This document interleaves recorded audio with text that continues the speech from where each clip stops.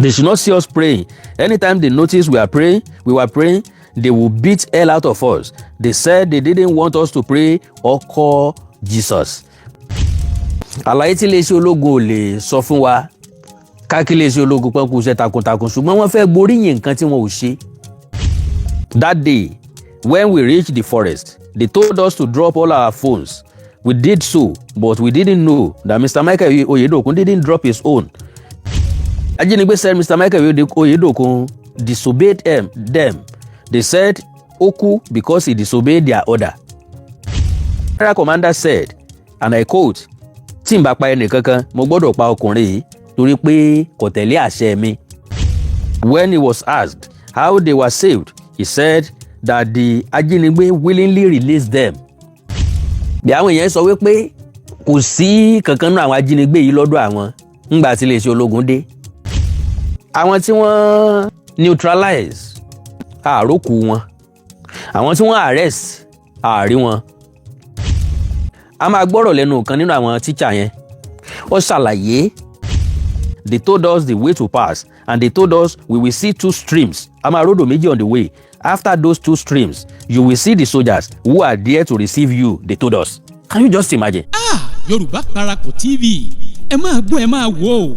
Ẹ subscribe síbẹ̀, ẹ like ẹ̀. Bó bá ṣe ń lọ, àwa ò ní jẹ́ kétí yín ó di sí o. Yorùbá Parapọ̀ TV. Àgbàlẹ́tù ọmọdé làwọ̀.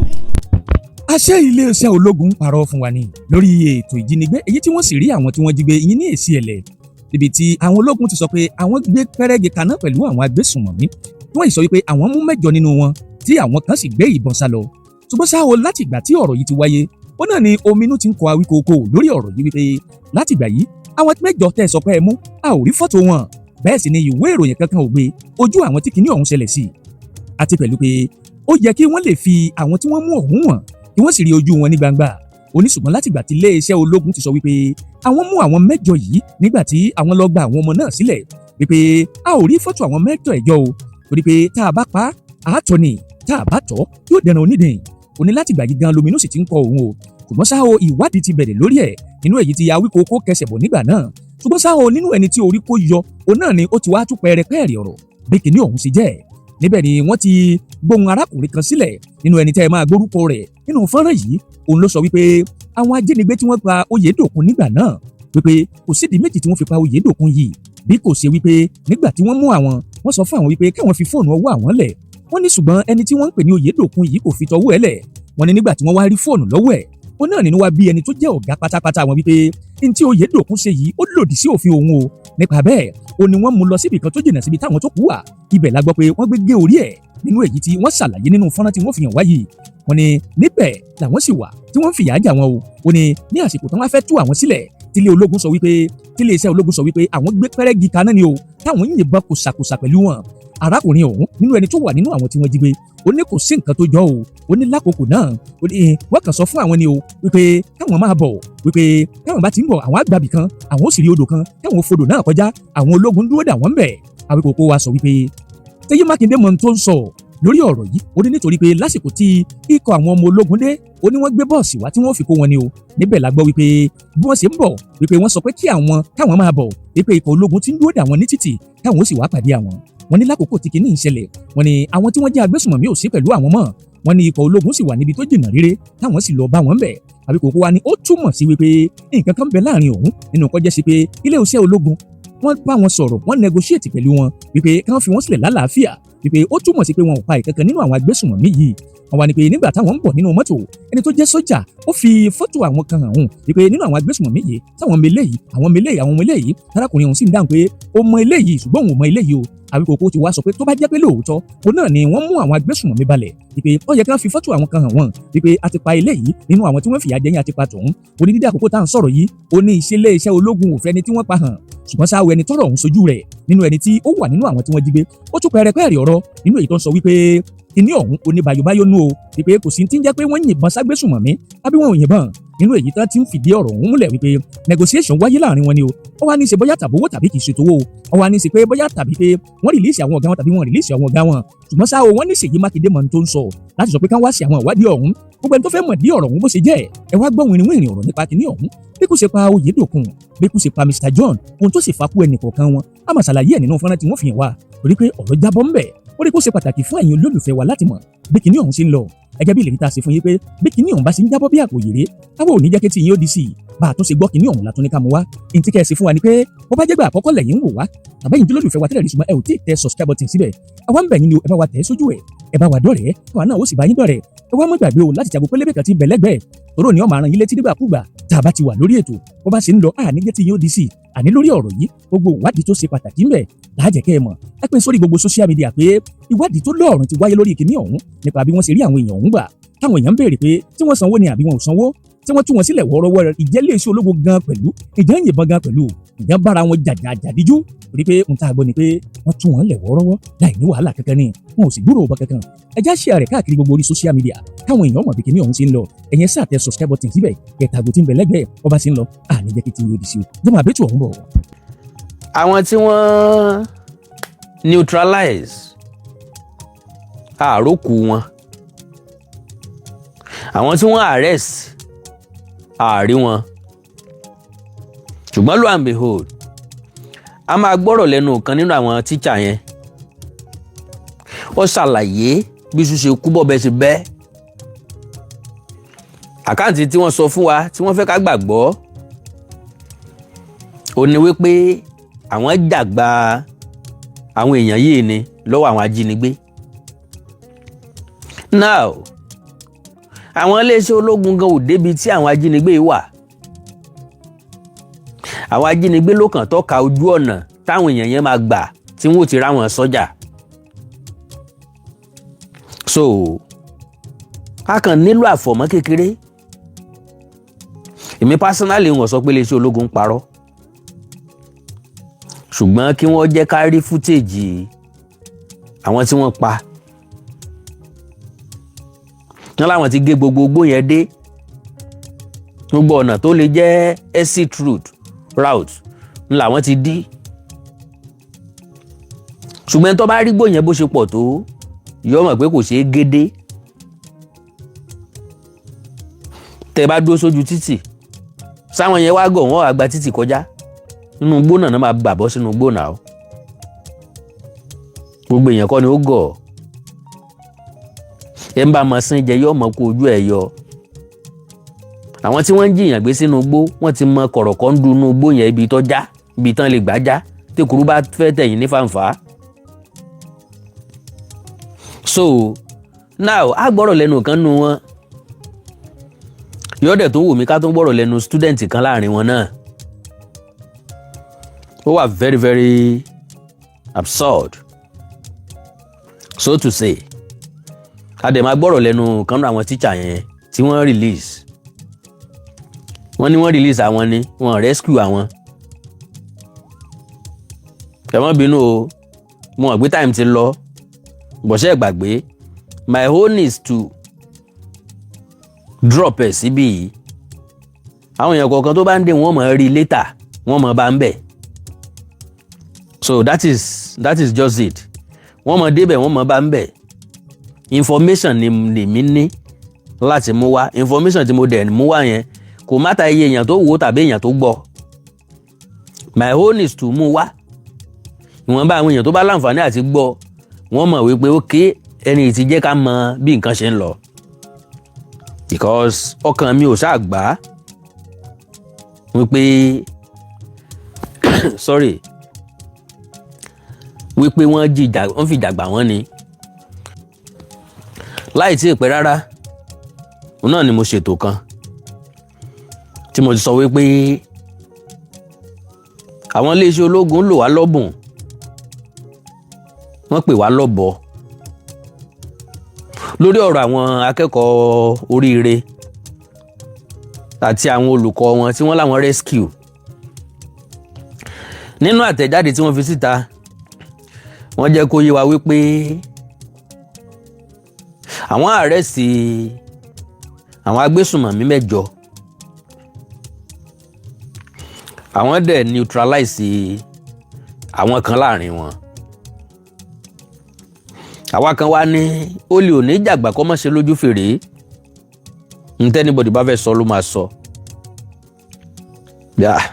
Now ẹ wá gbọ́ nǹkan tí Mr. Zaccheaus máa play ọ̀rọ̀ Mr. Zaccheaus gangan bọ̀ ẹ gbọ́ nǹkan tí Mr. Zaccheaus ṣàlàyé. Mr. Dọ̀tun Ọ̀dẹ́rìndé ló sọ ó ní this is too sad to hear. Àwọn security agent ò ní fẹ́ kí irú information báyìí ó jáde. These are what Mr. Zaccheaus Olatunde said about the kidnapping that happened to them on May 15, 2026. He talked about what really caused pípa tí wọ́n pa both Mr. Michael Oyedokun and Deacon John Olaleye. Àwọn ajínigbé said Mr. Michael Oyedokun. Now ìdí tán fi láwọn pa Mr. Michael Oyedokun ìyẹn vice principal yẹn ò ní pé wọ́n ló disobey àwọn. One, nígbà tí wọ́n kọ́kọ́ lọ jí wọn gbé tán kọ́ lọ kó wọn, wọ́n ní wọ́n sọ fún gbogbo àwọn pé fóònù ọwọ́ àwọn káwọn dájọ́. So Mr. Michael ò release fóònù tiẹ̀. Ṣé mọ̀ pé ọ̀kadà náà padà fi gbé wọn. Ìkànnì àwọn ajínigbé tán jọ wà lórí ọ̀kadà ló discover pé fóònù wà lápò wọn. Ìyẹn ló tú wọn fó náà fi wò pé báwọn ò bá pa kò ní jẹ́ ẹ̀kọ́ fẹ́lòmíì. Okay. Ajínigbé said Mr. Michael Oyedokun disobeyed them. They said Oku because he disobeyed their order. That day, when we reached the forest, they told us to drop all our phones. We did so, but we didn't know that Mr. Michael Oyedokun didn't drop his own. Ìkànnì àwọn ajínigbé who was sitting with him on the motorcycle discovered a phone in his pocket and he began to question him. The teacher said he didn't hear when they said that. Ìyẹn ni pé òun ọ̀gbọ́n gbà tí wọ́n sọ pé káwọn máa dá fóònù ọwọ́ àwọn kalẹ̀. Immediately, àwọn ajínigbé àwọn onísùmọ̀mí slapped him. Wọ́n fọ́ etí ẹ̀. And when their commander heard, he took it up and he was furious. Inú bí they have two commanders, a general commander and a camp commander. General commander said, and I quote, tí mi ò bá pa ẹnìkankan, tí n bá pa ẹnìkankan, mo gbọ́dọ̀ pa ọkùnrin yìí torí pé kò tẹ̀lé àṣẹ mi àtòfin mi. The following day, Mr. Michael Oyedokun wọ́n dú lọ́rùn. He was shouting as they were dragging him away. Wọ́n pa kìí ṣe pé ń pa wọ́n lójú àwọn ọmọ yẹn, wọ́n pa wọ́n lójú àwọn olùkọ́ wọn tó kù. Wọ́n á kàn wọ kúrò, wọ́n á wọ lọ síbi kan tòsí, ariwo lásán náà kan máa gbọ́. He was shouting as they were dragging him away. He was begging and his noise was so loud, but later, no more noise. Ń bọ́ jẹ́ pé àwọn ọkùnrin tó kúkú à ń bẹ̀, wọ́n dè wọ́n lọ́wọ́, wọ́n dè wọ́n lẹ́sẹ̀, wọ́n dẹ̀ faṣọ dè wọ́n lójú, wọ́n mọ nǹkan kan tó ń lọ tí wọ́n. Ìyà kékeré kọ́ ló jẹ wọ́n bẹ̀ yẹn o, Ọlọ́run ló mọ̀. No more voice. One ajínigbé in his age of 17 or 18 came later. Ọmọ kékeré làwọn lọ́pọ̀ nù wọn. Came later, he was dancing and singing to celebrate ikú of the teacher. Mr. John Olaleye, wọ́n pa òun ní June 7. Ìdí tán they pa because they said they have warned that military men should not move closer. Wọ́n torí pé àwọn ológun wọ́n ti ń súnmọ́dọ̀ wọn ló jẹ́ kán dẹ̀mí ọmọ ọlọ́mọ légbodò. They didn't pa in our presence. They came to take them away and go to another place to carry out the evil act. We were only hearing their noises. They have a tent where they kept us. We were chained and they handcuffed our hands for the whole 56 days. They blindfolded our eyes, and anytime we wanted to pee or defecate, we would beg them. Wọ́n bá fẹ́ gbọ̀nsẹ̀ àbọ̀n bá fẹ́ tọ̀ wọ́n ẹ̀sẹ̀ mọ́ bẹ̀ wọ́n ní kán jọ kán já wọn lọ gbọ̀nsẹ̀. They changed locations. We didn't stay in one place, though throughout the 56 days. Sometimes they will eat us with a gun. We used to suffer for any crime those little children committed. Bọ́n ọmọ yẹn bá ti sunkún àbọ̀n bá ti ṣe nǹkan àwọn ọkùnrin yẹn náà máa fìyà rẹ̀ jẹ. When it is time for them to pray, they didn't joke with it. They prayed a lot and recited Quran. They would never miss their prayers. And when it is time to recite Quran, they would never miss it. The ajínigbé said they didn't want money, but they wanted their people who were arrested to be freed. That was their demand. We men suffered a lot. They should not see us praying. Wọ́n gbọ́dọ̀ rí wọn kán gbàdúrà tàbí kéèyàn máa gbàdúrà lórúkọ Jésù kò ti dáràn nu. They should not see us praying. Anytime they notice we were praying, they will beat hell out of us. They said they didn't want us to pray or call Jesus. When he was asked how they were saved, he said that the ajínigbé willingly released them. Ibi tí mo ń lọ gangan nìyẹn. Iléeṣẹ́ ológun mú alọ́bọ̀. Wọ́n ṣiṣẹ́ o, no doubt about that. Akitiyan wọn ló jẹ́ kára àwọn èèyàn yìí o. Ṣùgbọ́n kò sí ìjà láàrin àwọn àtàwọn ajínigbé yìí. Ìdúnàdúrà ló wáyé láàrin wọn. Mi ò gba nǹkan tí Colonel kí lorúkọ Colonel yẹn sọ tí wọ́n ní bóyá wọ́n sanwó fún wọn, mi gbà yẹn gbọ́. Ṣùgbọ́n negotiation wà. Àwọn security agents láwọn ti arrest àwọn family wọn. Wọ́n á fi family wọn hàn wọ́n. Okay, ìyá yín rèé o, ìyàwó yín rèé o, ọmọ yín rèé o. Àwọn èèyàn tó wà lọ́dọ̀ yín ẹ fi wọ́n lẹ̀. Àwa náà ó fa àwọn èèyàn yín lẹ̀. Àbí ṣe lè sọ lókun sọ fún wa pé àwọn ìyàwó àtàwọn ọmọ wọn sì wà lọ́dọ̀ wọn dì sìn. Okay, so wọ́n release wọn kí wọ́n máa lọ, wọ́n júwe ọ̀nà tí wọ́n gbà tán fi máa ráwọn sọ́jà ní. N tó gbé mi wá tí mo wá proof gangan nìyẹn.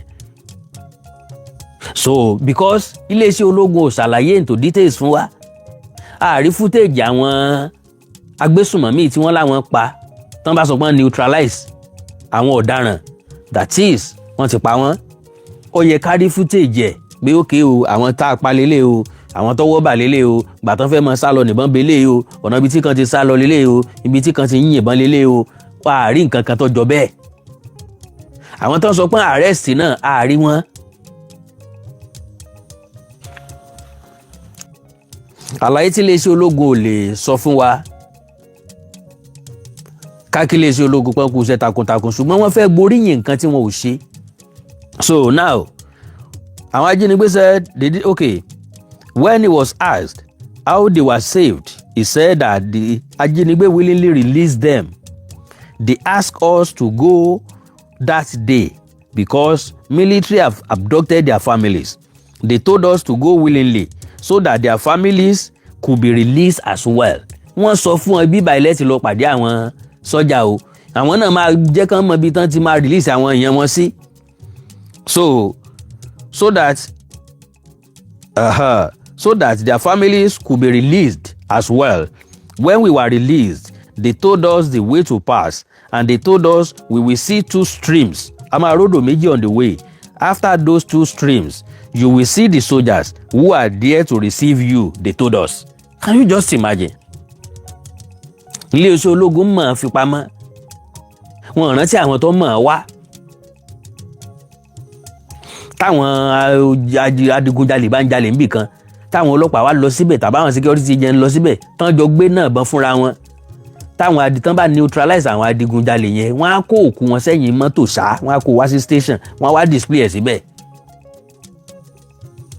Kí wá ló dé tí wọn ò lè ṣe bẹ́ẹ̀ fáwọn agbésùnmọ̀mí, kí wọ́n wá já òkú wọn sí gbangba kí everybody ó rí, kó lè jẹ́kọ̀ọ́ fáwọn ẹlòmíì pé lóòótọ́ náà neutralize wọn. Iléeṣẹ́ ológun ṣe dáadáa, ṣùgbọ́n wọ́n fẹ́ gboríyìn fún iṣẹ́ tí wọn ò ṣe. Now ìrìn àjò wọn síbẹ̀ lára tí mo fẹ́ prove wípé engineer Ṣèyí Mákindé, sorry to him, engineer Ṣèyí Mákindé mọ nǹkan tó sọ wípé kí àjọ United Nations àtàwọn àjọ àgbáyé bẹ́ẹ̀ kí wọ́n pọ́n láti ṣèwádìí ìjínigbé yẹn. Máa yẹn mọ nǹkan tó ń sọ. Now ńgbà tí wọ́n lọ pẹ̀lú coastal bus. Ńgbà tán wọ́n lọ pẹ̀lú coastal bus. That is wọ́n ti mọ̀ pé àwọn ọgbà àwọn ọmọ yẹn wá lọ́jọ́ yẹn. Igbó yẹn tóbi ju nǹkan téèyàn lè sọ wípé a ti kọ́fà ẹ̀, a ti sọ̀ráǹdì ẹ̀, a ti sáku ẹ̀. Security agent mélòó ló sáku gbó Ọ̀yọ́ National Park? Táwọn gangan sọ pọ́pọ̀. Security agent mélòó ló wá wọnú Ọ̀yọ́ National Park lọ tán tọpa àwọn èèyàn yìí? Yes, security agent mélòó ló tọpa wọn? Wọn ò lè gbé mọ́tò fodò, ọkọ̀ ojú omi náà fi fodò.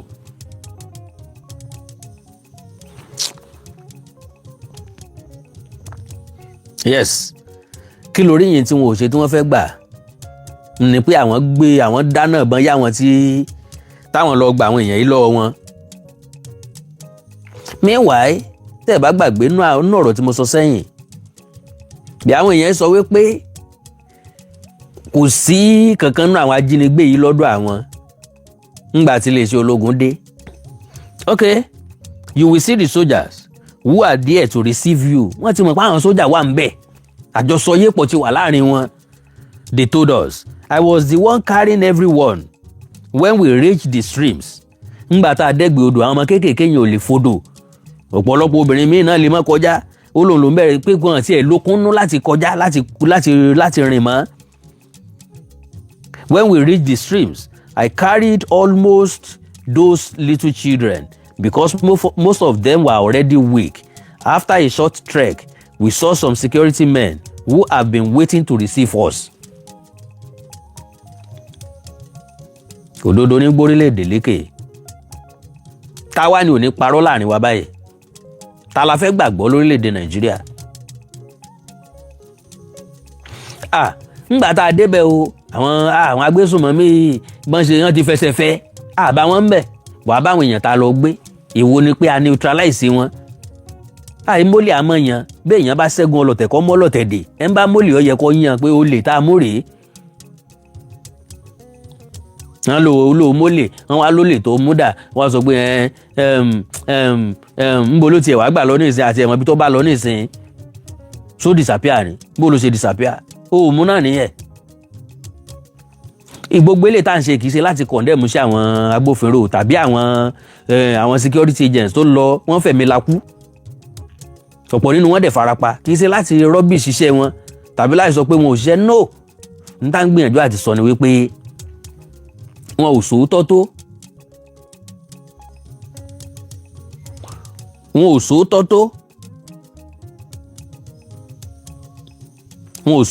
sòótọ́ tó kò sí ìjà láàrin àwọn àtàwọn agbésùnmọ̀mí rárá àwọn wo náà wá neutralize. All right, it was a bitter experience. They gave us majorly rice oúnjẹ tí wọ́n jẹnu and red oil wọ́n bá wọn gbé epo palẹ̀ lórí no pepper and sometimes it will be only rice without salt or red oil. There was a time they pa a deer and a grass cutter for us, that is wọ́n pẹran ìgbẹ́ fún wọn. Since the day they have látọjọ́ tán ti pa Mr. John Ọlálẹ́yẹ ni wọ́n ti gentle sí wọn ni wọ́n ti harsh mọ́ wọn mọ́ náà ti ẹsẹ̀ wá ń treat wọn bí èèyàn ẹlẹ́ran ara bóyá àwọn náà mọ̀ pé ní táwọn ṣe ò dáa ńgbà tí wọ́n dẹ̀mí ẹni ẹlẹ́ni légbodò àwọn méjì tán pa yẹn kí náà pa wọ́n fún nothing kẹ́mi èèyàn mọ́jọ́ èèyàn lójú so àwọn yẹn náà tún lọ wọ́n tún escape àbí aláàárẹ̀ sí wọn kí ló dé tá a lè ṣe ojú wọn síta àbí sáà tó pé wọ́n suspect ni ṣé suspect ni wọ́n ó dáa o torí pé ọ̀tọ̀ làkáǹtì ní táwọn iléeṣẹ́ ológun sọ fún wa. Since the day tí wọ́n pa Mr. John Ọlálẹ́yẹ they have changed to us. They started treating us well. They changed their cruelty ways of dealing with us. They changed when they heard that some of their family members has been abducted by the soldiers. The day we would be released, they asked us if we will take our bath, but we said no. Njọ́ tán fẹ́ fi wọ́n lẹ̀ wọ́n béèrè pé sí wọ́n wẹ̀ àwọn láwọn ò wẹ̀ irú ìwẹ̀ wèrè wo làwọn máa wẹ̀ àní káwọn tiẹ̀ kó ònú gbó yìí. We said no. We were eager to leave the forest. They told us to get ready that we will go home that day. Wọ́n ti sọ fún wọn pé ń lọlé lónìí. Wọ́n ti sọ fún àwọn tó ń bọ̀ wá gbà wọ́n pé wọ́n ń bọ̀ wọ́n máa lọlé o ẹ wá gbà wọ́n jọba yìí. Kán mọ̀ pàjá lọ́bọ̀ fún wa kán mọ̀ pàfin ládùúgbò àràn fún wa. Wọ́n mọ nǹkan tọ́jú lóòótọ́ but àwọn èèyàn kan náà wọ́n kànràn wọ́n lè tú nǹkan dé ihò kankan bó bá rúyàn lójú. àwọn èèyàn kan máa rí Awíkonko gẹ́gẹ́ bí aláṣejù gbogbo èèyàn ti dákẹ́ lórí ẹ̀ a ti celebrate wọn a ti dúpẹ́ lọ́wọ́ àwọn tó lọ rescue wọn irọ́ wà ń bẹ̀. Ṣèyí Mákindé tó sọ̀rọ̀ wípé káwọn àjọ àgbáyé kan wá investigate ọmọ tí ń sọ àwa la mọ̀ pé ọmọ tí ń sọ. tá a fi rò pé politicize ẹni òun náà dẹ̀ sọ pé kì í sọ̀rọ̀ òṣèlú but something is fishy. àwọn nǹkan kan ń bẹ tó kọ̀yàn lóminú tó rújú tí ò clear. ẹ neutralize agbésùnmọ̀mí àrí footage wọn irú neutralize irọ́ òwánu kí lè fẹ́ fi ròyìn fún ánlé pé ẹ fi ṣiṣẹ́. àwọn tẹ arrest mọ́tò wulẹ̀ kó wọn sí.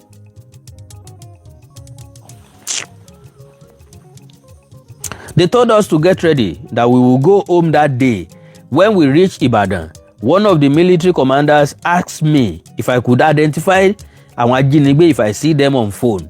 He showed me their pictures, and I could identify one. They told us they have arrested 8 of the ajínigbé and others have been neutralized.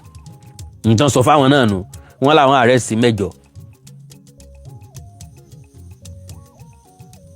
So kí ló dé tí wọn ò fi òkú àwọn tó kú yẹn náà hàn máa nìyí lórí fóònù. We thank God that we survived, but we are not happy that Mr. Michael Oyedokun and Mr. John Olaleye could not come back. Kò sẹ́ni tí ò ní dùn. Now, ẹ kọ́kọ́ máa gbọ́ voice ìkànnì àwọn tí wọ́n release yẹn. Secondly,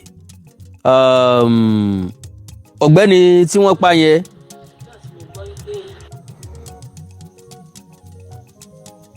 ìyàwó ẹ̀ ló ń sọ̀rọ̀ yìí òun náà ní information fún government ilé ìwà vital. mi bàjẹ́ nígbà tí mo gbọ́ pé ọkọ mi Ọlálẹ́yìn jọ wọn láyìn ká kò sí lára àwọn tí wọ́n dá sílẹ̀ wọ́n dì í sẹ́yìn nínú oṣù tá a wà yìí. ó jẹ́ ìbànújẹ́ ọkàn fún mi nítorí pé kò sí ọkọ mi nínú wọn. ẹ̀bẹ̀ tí mo wá ń bẹ ìjọba ni pé kí wọ́n jọ kí wọ́n dákun wọ́n rìlíìsì ọkọ mi fún mi. ó ní ọmọ 3 tó fi sílẹ̀ sáyé lọ. ẹ̀bẹ̀ tí mò ń bẹ̀ wọ́n ni wípé kán ràn wá lọ́wọ́ lórí àwọn ọmọ yìí lórí education wọn. èmi tí mo jẹ́ ìyàwó rẹ̀ àwọn náà ní ẹni tó ń tọ́jú gbogbo inú ilé. so mo rọ ìjọba kán ṣàánú wa lórí nǹkan tí wọ́n bá lè ṣe fún wa kán fi ràn wá lọ́wọ́. à ń kà lórí amóhùnmáwòrán àti lórí íńtánẹ́ẹ̀tì pé gbogbo àwọn tí ó lùzì yàn pé wọ́n ní kán fún wọn 50 million naira. ṣé ẹ ti gbọ́ pa yẹn? rárá o mi ò gbọ́ nǹkan kan lórí ẹ̀. àyíká tá a kà ní àtẹ̀ní ká sọ fún yín. rárá wọ́n gba owó yẹn àgbọ̀ nǹkan kan lórí rẹ̀. ok àwa ní ìgbàgbọ́ pé tó bá jẹ́ lóòótọ́ ni wọ́n á pè wọ́n á sọ fún mi ṣóyè yín mà àmọ́ kò ẹ̀mí ò tówó àbí báwo náà ṣe ń sọ owó ò tó ẹ̀mí ẹ má bínú owó ò tẹ́ mi owó ò tẹ́ mi owó ò tẹ́ mi. ìyàwó Ọlálẹ́yẹ. láti mo gbọ́ pé ọkọ mi Ọlálẹ́yẹ jọ wọn láyìn ká kò sí lára àwọn tí wọ́n dá sílẹ̀ wọ́n dì í sẹ́yìn nínú oṣù tá a wà yìí. ó jẹ́ ìbànújẹ́ ọkàn fún mi lẹ́sàáyé lọ. now òkú ọkọ wúmà yìí tó ń béèrè ǹjẹ́ àwọn sọ́jà gbé bọ̀ ǹjẹ́ wọ́n rí tán bá rí ṣé yóò ṣe é gbé ǹjẹ́ àwọn sọ́jà gan débẹ̀ sán padà débẹ̀. ẹ̀bẹ̀ tí mò ń bẹ̀ wọ́n ni wípé kán ràn wá lọ́wọ́ lórí àwọn ọmọ yìí lórí education wọn. èmi tí mo jẹ́ ìyàwó rẹ̀ àwọn náà ní ẹni tó ń tọ́jú gbogbo inú ilé. so mo rọ ìjọba kán ṣàánú wa lórí nǹkan tí wọ́n bá lè ṣe fún wa kán fi ràn wá lọ́wọ́. à ń kà lórí amóhùnmáwòrán àti lórí íńtánẹ́ẹ̀tì pé gbogbo àwọn tí ó lùzì yàn pé wọ́n ní kán fún wọn 50 million naira. ṣé ẹ ti gbọ́ pa yẹn? rárá o mi ò gbọ́ nǹkan kan lórí ẹ̀. Nǹkan tá a kà ní a ti ní ká sọ fún yín. Rárá. Ìyàwó John Ọlálẹ́yẹ nìyẹn lẹ́gbọ̀n lẹ́nu ẹ̀ yẹn. Okay, family Mr. Zaccheaus. Ká tó gbọ́rọ̀ lẹ́nu wọn, ẹ gbọ́ bí ìṣẹ̀lẹ̀ yẹn ṣe ṣẹlẹ̀. Ìkan náà àwọn ọmọ yẹn náà sọ̀rọ̀. Now, ẹni tó fi kinní síta, orúkọ wọn máa ń jẹ́ Dọ̀tun Ọdẹ́rìndé. Mr. Dọ̀tun Ọdẹ́rìndé yìí, ó dàbí ẹni pé àwọn súnmọ́ àwọn èèyàn níwọ̀nba. Tíṣà làwọn náà, tíṣà níyàwó wọn náà.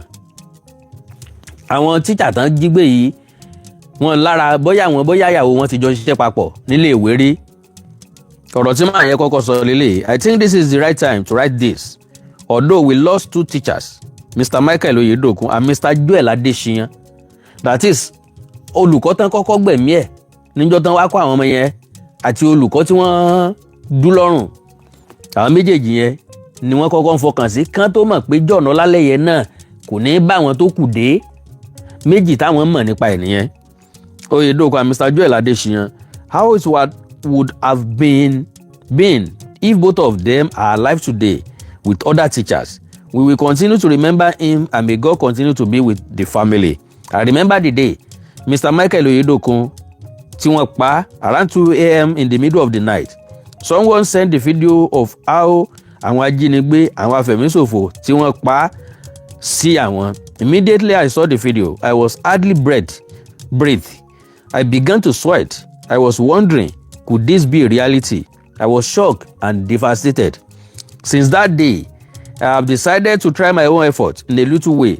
I was contemplating that my voice may not go far and my post may not reach anywhere. But this didn't stop me. I decided to move on and make sure I posted about these people every day. I was doing it because of nothing, but because of the way I was feeling deeply inside my heart. One of the reasons why I was talking and posting about those people is because I have a neighbor among them.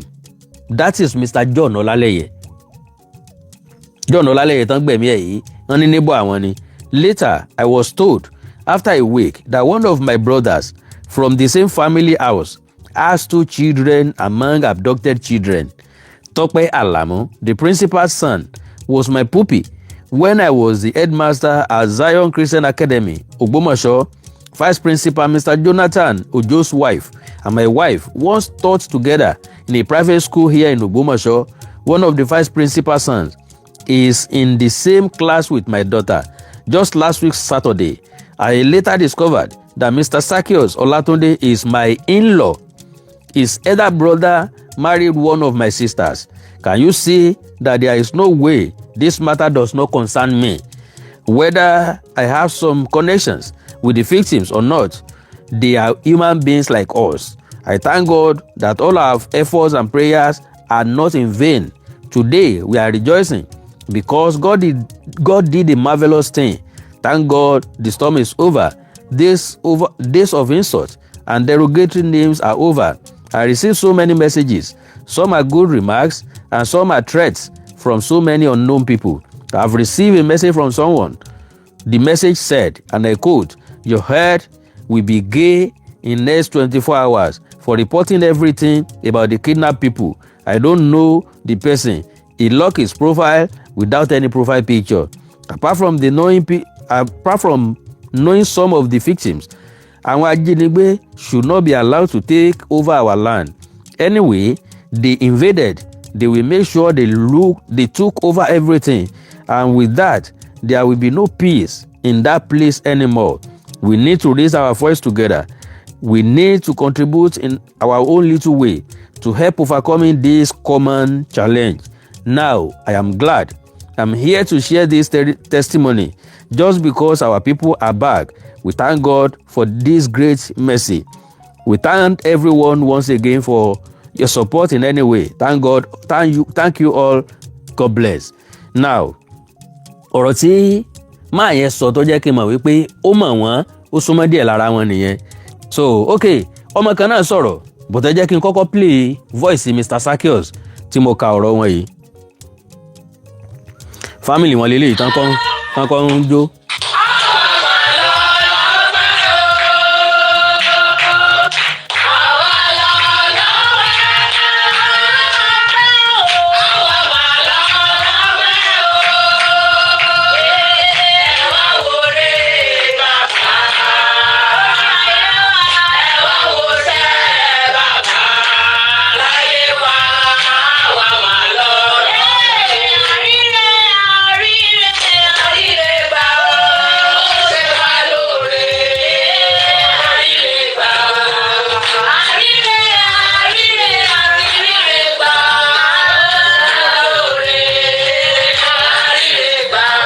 ìwọ̀nba ni ẹja play jó wọn yẹn mọ́. Now Bello Hasan ọmọ yìí ló máa fẹ́ dàgbà jù nínú àwọn student tán kó, ọmọ 16 years. ọmọ yìí sọ̀rọ̀, ẹ jẹ́ n fọ̀rọ̀ rẹ̀ kásẹ̀ ọ̀rọ̀ mi ńlẹ̀. Ó ní I want to go back to school but not in this place again. Tẹ́ bá wo Àkàndọ̀rà Kòǹkò ẹ rí pé gbogbo àwọn àsọtẹ́lẹ̀ ni mo ti sọ kó tó di pé wọ́n release àwọn ọmọ yìí láìláì pàápàá. Mo ní àkọ́kọ́ sáárà àwọn ọmọ yìí gbà, ìkejì ni pé sáárì wọn gbà pé, ẹlẹ́ẹ̀kẹta ni pé tán bá dé ṣé wọ́n máa pé, ìkẹrin ni pé ṣé iléèwé ó wù wọ́n lọ, tí ó bá wù wọ́n lọ ṣé wọ́n ó lè lọ níbi tán ti ń lọ iléèwé tẹ́lẹ̀tẹ́lẹ̀. Pápápẹ́ já gbọ́rọ̀ ọmọ yìí, ọmọ kékeré ni o. Ó ní I want to go back to school but not in this place again. This is Bello Hasan, a 16-year-old student of community high school, Aoro Eshiele. He was among the rescue students. He narrated his experience at Aoro Eshiele, where some pressmen were interviewing him. They came in large number. They came with guns. Ọmọ yẹn ṣàlàyé. They came with guns and they were in military uniforms. They told us not to run, that they won't pa wá. Okay, pé wọ́n máa pa wá tá a bá ń sá lọ. Àwọn ajínigbé used to cover us with a big tarpaulin. They will tell us to stay under the tree when the sun is shining. We trekked for 8 hours. That day we were abducted, and we don't used to stay in one place. They change location every day. Hasan was seen saying this in a video where Arise TV media crew were interviewing him. Some of the ajínigbé were speaking English. Some of them are speaking Yoruba, and some are speaking Hausa and Fulani language, Hasan said. Ó túmọ̀ sí wípé àwọn ẹgbẹ́ tó kó wọn yìí, ọmọ Yorùbá ń bẹ láàrin wọn. Bọ́ ọmọ Yorùbá ò bá sí láàrin wọn, Fúlàní tó ti gbá àárín wa tó ti pẹ́, tó ti gbọ́ èdè wa, ó ń bẹ láàrin wọn. Kò tiẹ̀ sí tó tún wá sọ fún wa pé ọmọ Yorùbá ò sí ń bẹ. All right. When Hasan was asked what they used to eat, he said, they gave us rice, no pepper, rice with red oil. Bí teacher yẹn ṣe sọ, Maggi cube and salt. We were the ones cooking before, but later they stopped us and they started cooking for us. Can you imagine? The day Mr. Michael Oyedokun tí wọ́n pa, they came to take him from our midst. We didn't see how he was gbọ́n ṣe pa, but we heard his voice. It was a loud noise from the man, but later we didn't hear any voice again. Since that day, we haven't seen Mr. Oyedokun again. They did the same thing to Mr. John Olaleye as well. They came to take him away, but they didn't wọ́n pa àwọn méjèèjì lójú wa. When Hasan was asked if he's still interested in going to school, he answered, I want to continue with my school, but I will leave this place. I will not go to school here again because I don't want to experience such incident again. Bó lẹ ṣe expect ọmọ ọlọ́mọ kó tó sọ pé wọ́n lọ ilé ìwé ń bẹ̀. Ọlọ́run nínú àánú ẹ̀ yóò ṣàánú gbogbo wa o. Ẹ já gbọ́rọ̀ lẹ́nu wọn.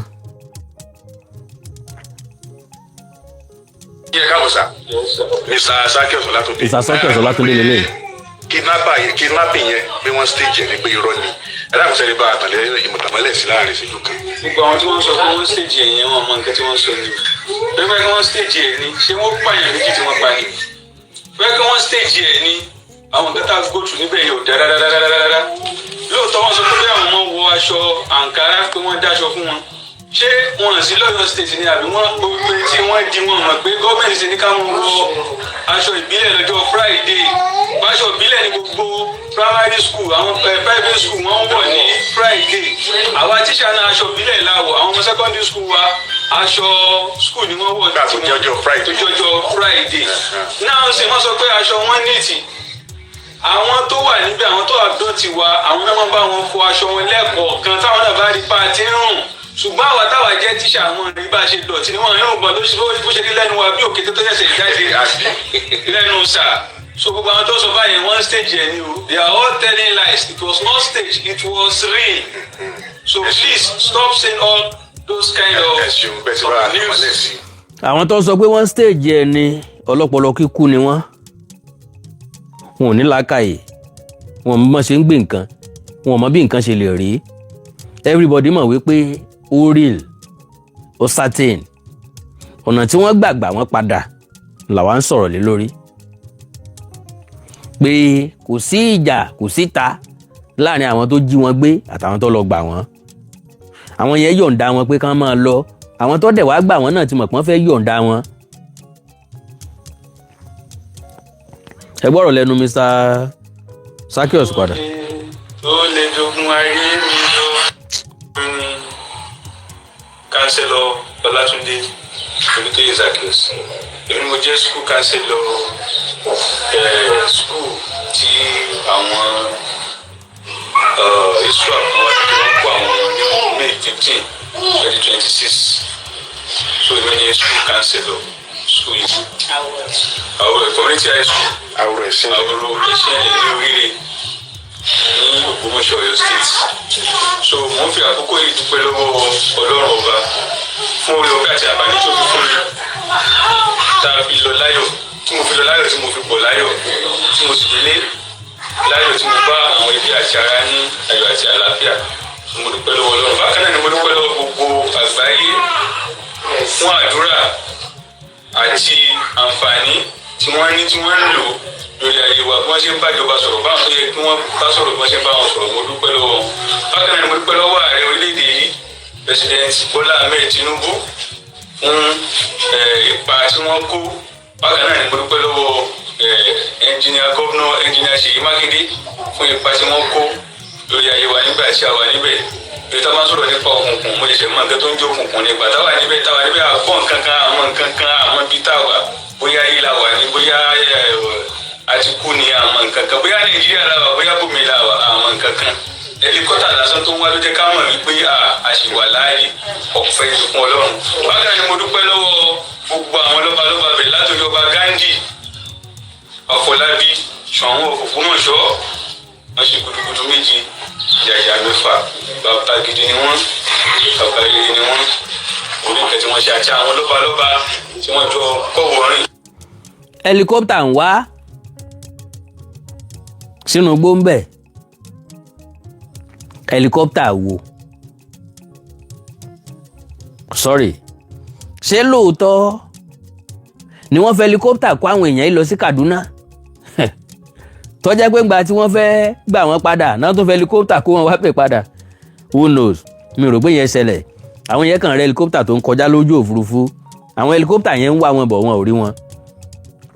Gẹ́gẹ́ bí àlàyé tí wọ́n ṣe. Now, àtẹ̀jáde kan náà tó jáde. Arákùnrin kan release fídíò kan tó ń pé ká máa share ẹ̀ bí àwọn èèyàn kan ń sò pàǹpá lórí olóyè Sunday Adéyẹmọ Ìgbòho. Wọ́n fẹ́ fi nǹkan ṣe. Ó kàn sọ pé ká máa share ẹ̀, ká máa share ẹ̀, ká máa share ẹ̀. Oríṣiríṣi àwọn èèyàn dẹ̀ ń sọ ẹ̀ǹdẹ̀ ẹ̀ sí mi. Ń gbé ká sẹ́ǹdì ẹ̀ sí Ìgbòho. Gbogbo nǹkan kọ́ lẹ máa sọ pé ká sẹ́ǹdì sí Ìgbòho ẹ jọ̀ọ́.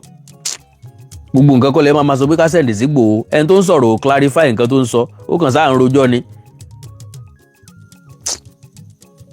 Ó kàn sáà ń pariwo tí ò nídìí.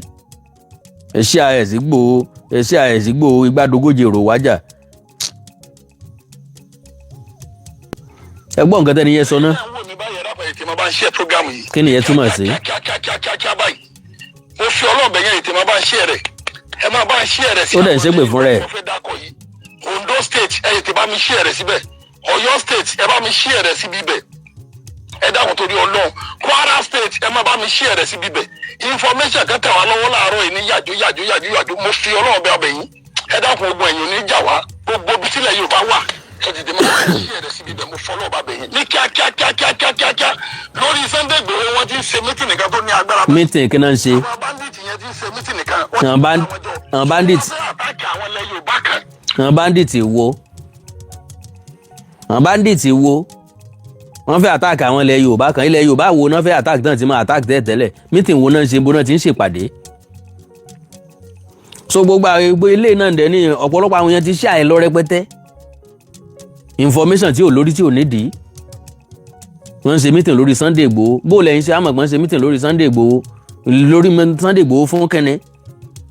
Àwọn ọ̀bàyéjẹ́ kan sì wà nínú àwọn Yorùbá wa láti dájúdọ́ fẹ́jọ ṣiṣẹ́ pọ̀ láti ṣàbúrú fún Adéyẹmọ àti ilẹ̀ Yorùbá. Àbúrò kí náà fẹ́ ṣe? Mo fi ọlọ́ọ̀bá bẹ̀yẹn dákun kíákíá dákun ẹ̀ tí mo bá ṣí rẹ̀. Mo fi ọlọ́ọ̀bá búra tó bá jẹ́ pé irọ́ bá lélẹ́yìí tí mo parọ́ tí mo kàn fi ṣe léyìí pé bóyá kọ́ńtẹ́ẹ̀tì ló ń ṣe ni èmi ni ọlọ́ọ̀bá tó dá mi nu ẹ dákun ẹ máa ṣí rẹ̀. Mo fi ọlọ́ọ̀bá búra I get information yẹn right ni. ọdún ọba mi gbọ́ ẹ bá sọ fún olóyè Sunday Igboho kan lọ túnra mú ẹ bá sọ fún wọn kan lọ túnra mú ẹ dákun torí Ọlọ́run kan lọ gbáradì dáadáa kan tó lọ gbáradì dáadáa gbogbo ìwọ tó lágbára ńlẹ̀ Yorùbá ẹ̀yin jagunjagun ńlẹ̀ Yorùbá ẹ̀yin akọni ńlẹ̀ Yorùbá ẹ dákun mo fọlọ́n bẹ̀ yín ẹ méjì nǹkan kó ṣe Sunday fún wa mo fọlọ́n ọba bẹ̀ yín ẹ dákun torí Ọlọ́run ẹ tètè lọ ẹ má bá mi ṣí ẹ̀rẹ̀ kọ̀ọ̀kan lóye la wọ́n fẹ́ ṣe aburú fún o. àbúrò kí náà fẹ́ ṣe fún un ìyẹn kọ́ ló gbé mi wájàre. Yorùbá Parapọ̀ TV ẹ máa gbọ́ ẹ máa wò ó ẹ subscribe síbẹ̀ ẹ like ẹ bó bá ṣe ń lọ àwa ò ní jẹ́ kétí yín ó di sí o Yorùbá Parapọ̀ TV àgbàlẹ́tù ọmọdé làwọ̀.